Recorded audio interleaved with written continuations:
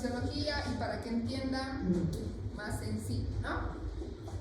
Una vez que nace el bebé, viene el tercer periodo o el alumbramiento.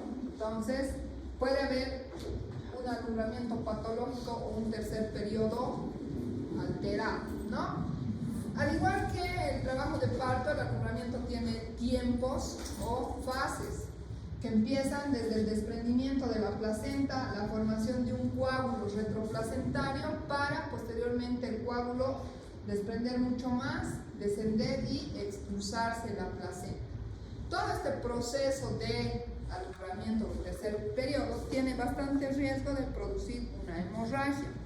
Para que se produzca el desprendimiento, la expulsión de la placenta o el tercer periodo, nuevamente tenemos que tener contracciones, al igual que en el trabajo de parto, que pueden ir de 3 a 5 contracciones en 10 minutos. El alumbramiento se considera normal aproximadamente de 30, actualmente ya hasta incluso 1 hora de tiempo de espera para que se pueda producir el alumbramiento. Así que no hay que desesperarse ni traccionar, porque en ese momento es cuando podríamos generar alguna complicación en el alumbramiento. Existen 2 modalidades por las que la placenta se alumbra. Solamente es una cuestión, digamos, de conocimiento, porque no varía en nada. Solamente que primero sale el coágulo de sangre o primero sale la placenta y luego el coágulo de sangre, ¿no? La mayoría va a ser Baudelock-Schultz, en donde se va a ver la cara fetal, porque el coágulo empieza a formarse en el centro y empuja la placenta, haciendo que la placenta salga primero la cara fetal y después al medio el coágulo. La de Baudelock-Duncan es una menos frecuente y primero sale el coágulo y posteriormente la placenta, ¿no? Es porque se va desprendiendo desde el borde placentario. Ya vamos a darnos cuenta de que se está produciendo un alumbramiento adecuado al ver características o signos de desprendimiento placentario. Uno es que después de que la paciente ha tenido su bebé, nació en el expulsivo, empiezan nuevamente las contracciones intensas y empieza a salir sangre a través de los genitales. Tenemos el cordón umbilical con una pinza, porque la hemos cortado, hemos pinzado y hemos cortado el cordón umbilical. Entonces vamos a darnos cuenta que va a ir descendiendo a través de los campos quirúrgicos, ¿no?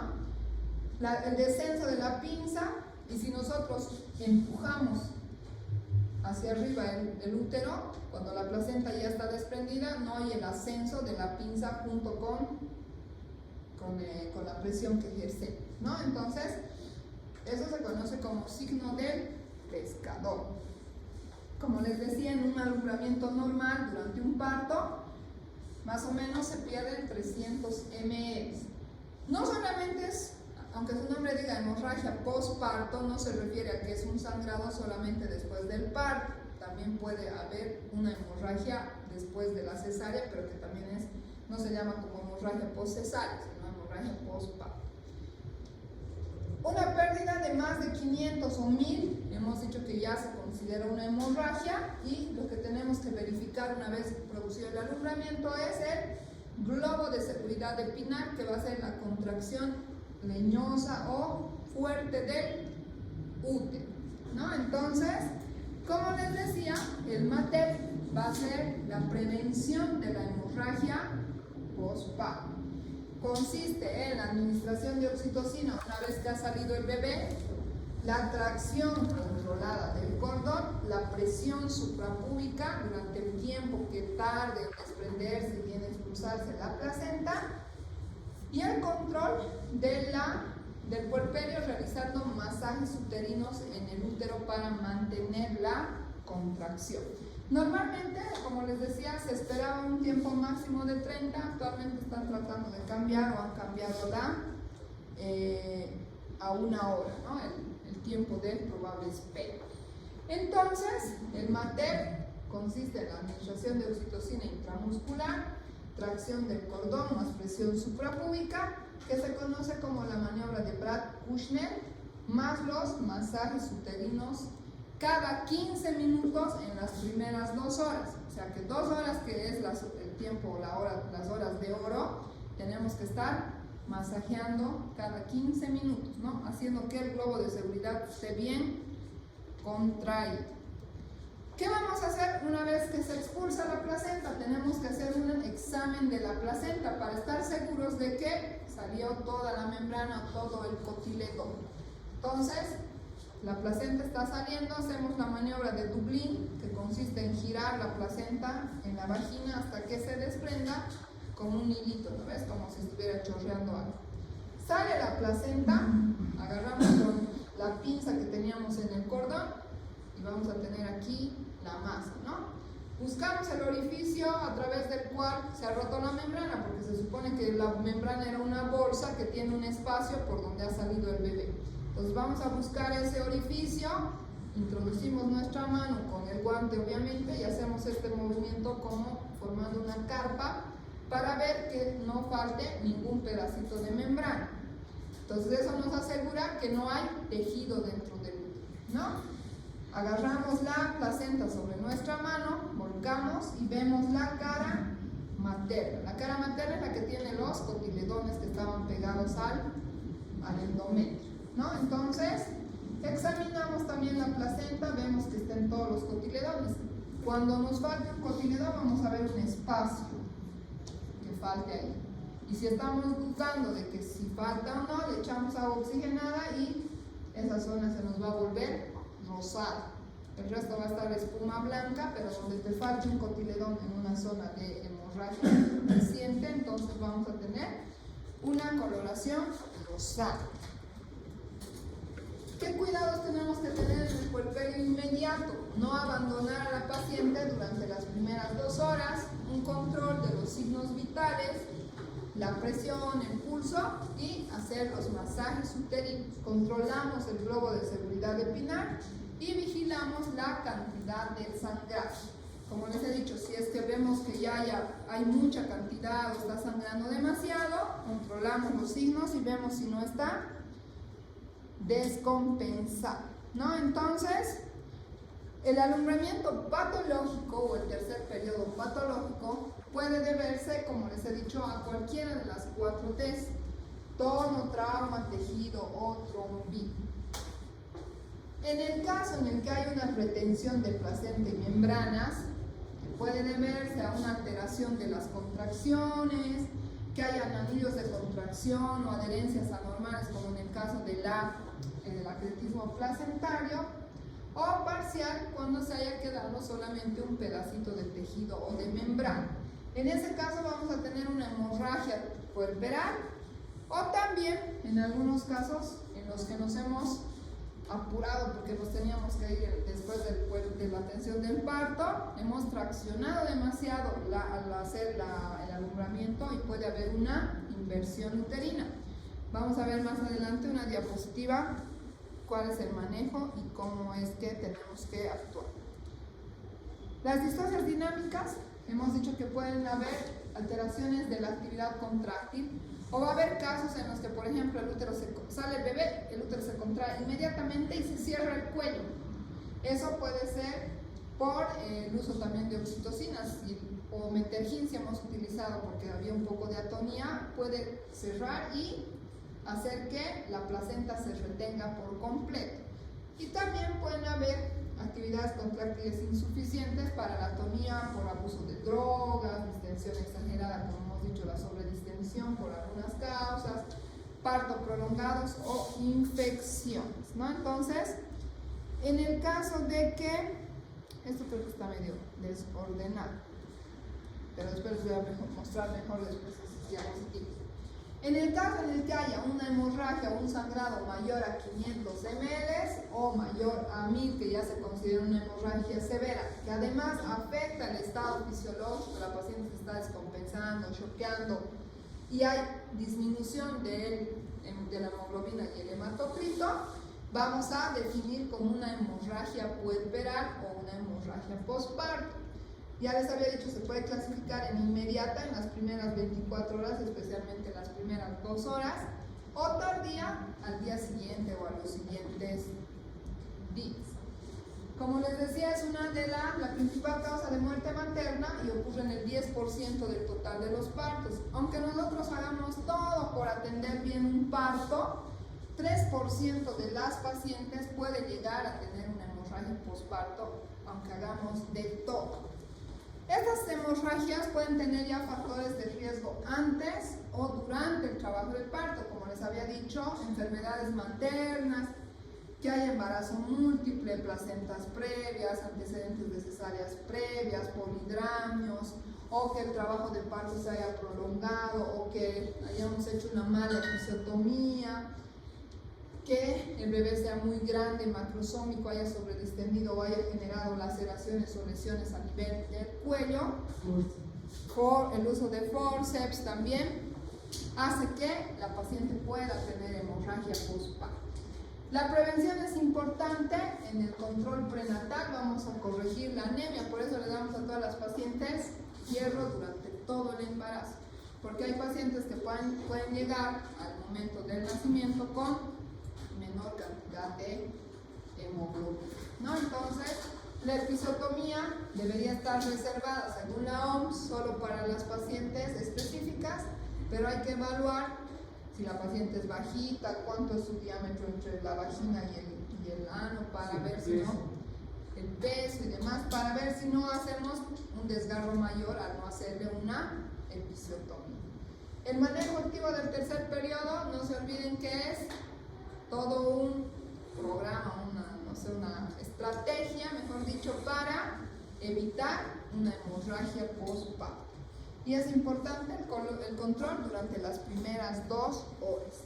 Las medidas generales, buscar ayuda. Si estamos atendiendo el parto en un centro de primero o segundo nivel, tendremos que llamar a la enfermera, a todo el personal, si hemos identificado que está sangrando demasiado.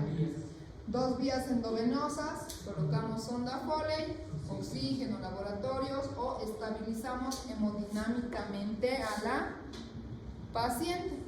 Entonces hemos dicho ya las 4 T's: atonía 70-80%, ¿no? Lesiones o trauma, tejido, la presencia de restos, acretismo o de defectos de la coagulación. Si identificamos que el diagnóstico es la TED y el tono, que es la mayoría de las pacientes que van a tener la alteración, tenemos que hacer el diagnóstico a través de la clínica. En todas las 4 causas vamos a ver hemorragia, ¿no? Sangrado abundante. En la atonía vamos a identificar un útero aumentado de volumen. Normalmente el útero tiene que estar por debajo del ombligo y bien contraído, con un globo de seguridad epinar. En este caso el útero va a estar reblandecido y por encima del ombligo, incluso puede llegar hasta aquí arriba, ¿no? O sea, es 22-25 centímetros de altura uterina y el útero está flácido. En ese caso, lo primero que vamos a hacer es el masaje uterino, que puede ser abdominal o bimanual, como les voy a mostrar en las siguientes imágenes, junto al uso de fármacos que nos ayuden a mantener mayor o a formar mejor el tono. Si esos no funcionan, hemos dicho que existen diferentes técnicas quirúrgicas como ligaduras, suturas, embolizaciones, hasta por último hacer una histerectomía en el caso de que fuera necesario. En la atonía vamos a hacer masaje, ¿no? Identificamos que el útero no está contraído, intentamos masajear. Si necesitamos trasladar a una paciente y no nos está funcionando el masaje abdominal, podríamos hacer un masaje bimanual. Como ven en la imagen, una mano por la vagina y la otra por arriba, ¿no? Agarramos lo más fuerte posible. Si es 1 hora, 2, 3 horas de viaje, ni modo. O pueden usar como alternativa el balón de Bacri o el balón artesanal que vamos a aprender a elaborar. Junto a eso tenemos que administrar los medicamentos. La oxitocina, les decía, es la de primera línea, puede ir de 10 a 40 unidades internacionales endovenosas, teniendo cuidado que su efecto secundario principal es la hipotensión. Si la paciente se está hipotensando, igual no se nos va a hipotensar un poco más. No funciona la oxitocina, no tenemos que esperar 1 hora, ¿no? A los 5 o 10 minutos le administramos la metilergonobina o metelgina, pero no usar en casos de hipertensión arterial, nunca se olviden eso. Como les decía, el Carbaprox o el 15-metilprogesterona no hay en Bolivia, pero en otros países. El misoprostol lo vamos a utilizar por vía oral, vía sublingual o vía rectal. 600, 800, es decir, cada tabletita viene de 200, vamos a administrar 3 o 4 comprimidos. No solamente sirve el misoprostol para inducir abortos, ¿no ven? También sirve para las atonías uterinas. Y el duratocin. El duratocin es una molécula mejorada, es un análogo sintético de la oxitocina. Tiene una acción mucho más rápida y más potente, pero cuesta más cara que la oxitocina. Si nosotros ya hemos identificado el factor de riesgo y lo podemos mandar a comprar, sería ideal. Es mejor utilizar carbetocina que oxitocina. Pero si ya le hemos administrado oxitocina, no le podemos administrar duratocin porque los receptores ya están ocupados y no nos va a funcionar. Pero si ya sé que tengo un embarazo gemelar, un polidrames y estoy operando a la paciente, es mejor administrar carbetocina antes que la oxitocina. Entonces, junto a esos medicamentos, más el masaje o el balón de Bakri, que salva hasta el 91.5 de muertes, tiene una doble válvula, como pueden ver el balón de Bakri original, pero que cuesta caro y no lo van a encontrar en todos los centros de salud. Se van administrando de 300 a 500 ml. Siempre tenemos que estar seguros porque a veces el balón se queda en la vagina y solamente le está distendiendo y generando demasiado dolor. Si tienen un ecógrafo para hacer, aunque sea una visión directa o rápida, podrían verificar que esté dentro del útero. Antes, cuando no había balones de Bakri, se hacía un relleno uterino con compresas, con gases, así como esto. Imagínense meterle, amontonarle, era más riesgos de infección, dolor y molestia. En el caso en el que hemos trasladado a la paciente, ya sea con el balón hidrostático o el masaje bimanual o la presión bimanual, y no funciona, o sea, no responde, podríamos hacer una cirugía de puntos de Belinch o unas técnicas quirúrgicas, ¿no? De esta manera queda el balón, o digo los puntos de Belinch y el trapo, ¿no? Y luego la histerectomía si nada funciona. Eso pero no lo van a hacer ustedes, ¿no? Lo tienen que hacer el especialista. En caso de que la T sea la T de trauma, haya laceraciones, hematomas en el cuello, en la vagina, o ampliaciones de la episiotomía, en el caso en el que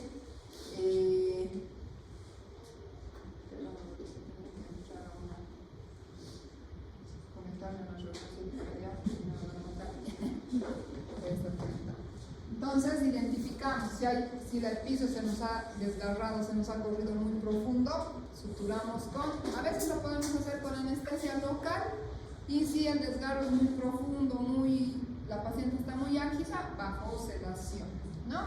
Podemos hacer también suturas a nivel del cuello, y ese es el tratamiento de la T de trauma.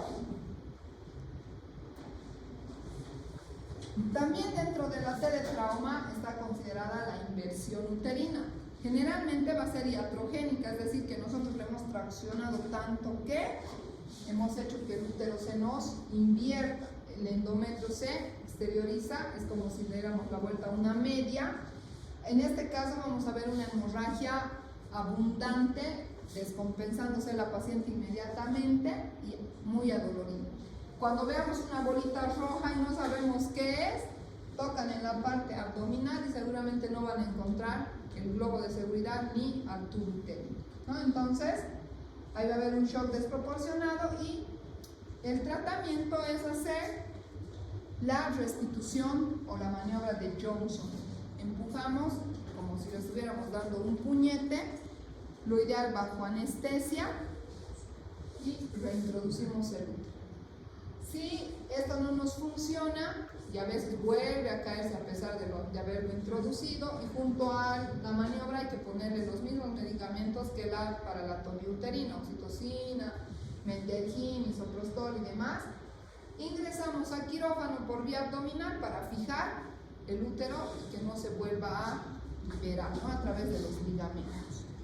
La rotura uterina ya la hemos visto en el tema de hemorragias de la segunda mitad, y el riesgo tiene que haber siempre para el riesgo una cesárea previa o cirugía anterior con un trabajo de parto, ¿no? Va a haber como si fuera una guitarrita, una escotadura en el abdomen cuando el útero ya se esté rompiendo, el bebé va a estar con bradicardia, y en algunos casos al revisar la histerografía vamos a identificar la solución de continuidad. Si es pequeña, habíamos dicho que se pueden poner uterotónicos y controlar, pero si es una mayor a 4 centímetros, vamos a ingresar a quirófano para reparar el desgarro, y si el desgarro es muy irregular, hasta incluso hacer una histerectomía. En caso de que sea una retención de tejido, el útero, las membranas, vamos a hacer una extracción manual de la placenta o una extracción instrumental. Como les digo, a veces el útero se cierra rápidamente y ya no les permite introducir toda la mano. En ese caso utilizamos una cubeta Roma de Pinar y vamos a hacer como un legrado, pero con sedación, ¿no?, o una extracción de la placenta. En el caso en el que sea un acretismo, Godoy, silencio.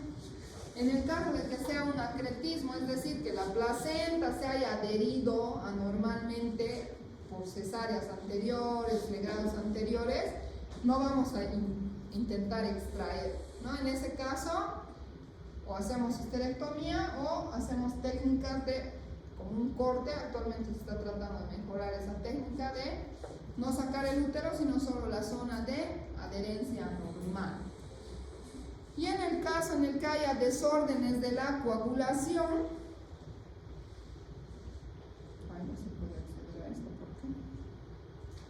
en el caso en el que haya desórdenes de la coagulación, ya sea porque la paciente está con hemorragia, empieza a tener una coagulopatía de consumo, ¿no? Se gastan todas sus plaquetas, sus factores de coagulación, o que también hay una exagerada formación de fibrina o trastornos ya asociados a la trombina, como en el caso, por ejemplo, de la preeclampsia y el síndrome de HEP, ya va a haber un factor de riesgo y la paciente puede tener trombocitopenia. El DPPNI hemos visto también que se consume todas las plaquetas, el acretismo. En casos de muerte fetal intrauterina, vamos a hacer o solicitar un laboratorio que nos ayude a identificar cuál es el factor de la coagulación que está alterado. Las pacientes con alteraciones de la coagulación van a tener sangrados en los sitios de punción, hemorragias gingivales, epistaxis, ¿no?, porque las plaquetas no están funcionando. En ese caso solicitamos un laboratorio y vamos a poder evidenciar una plaquetopenia, es decir, una disminución del número de plaquetas, los tiempos de coagulación aumentados o alterados y el fibrinógeno disminuido, ¿no?, menor a 150. Y el manejo va a depender del hemocomponente que haya sido alterado o del factor alterado. Lo principal es reponer la volemia, tratar de expandir el plasma con algunas sustancias como el hemacel, es como una gelatina que viene igual que los sueritos, podemos utilizar eso. Siempre vamos a tratar de identificar cuál es la causa para la pérdida de los factores de coagulación y hacer una terapia con hemocomponentes. Si es una anemia severa, vamos a transfundir glóbulos rojos, cada bolsa aumenta más o menos 1.5 de hemoglobina.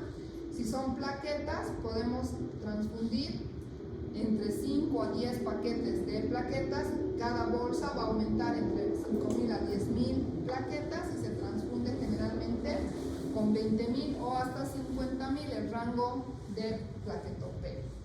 Si es el fibrinógeno alterado, vamos a administrar bioprecipitados, o si los TPs o los tiempos de coagulación están aumentados, el plasma fresco congelado. En algunos casos incluso se pueden utilizar anticoagulantes si es que fuera necesario, como la heparina de bajo peso molecular. Entonces, chicos, ese es el tema. ¿Tienen alguna duda, alguna consulta? ¿Todo claro? Todo chill. Todo chill. ¿Te has dormido vos o estás molestando toda la clase a que no te diga que repongas vos? No, si escuché toda su clase, pregúntame qué, pues. ¿Qué es el útero de Cuvalier? Algo más difícil, pues, ¿no? Más fácil. Hasta yo voy a responder eso. Los hematomas. No hematomas, la infiltración por el dermoperismo.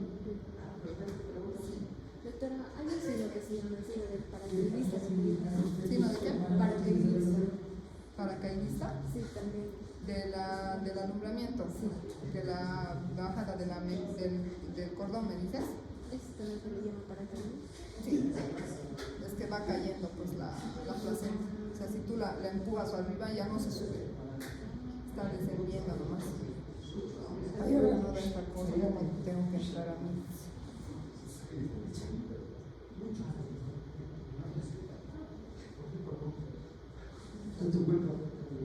¿Alguna duda, pregunta? Ahora sí, entonces, ¿Qué? ahora sí voy a entrar. Vas a entrar.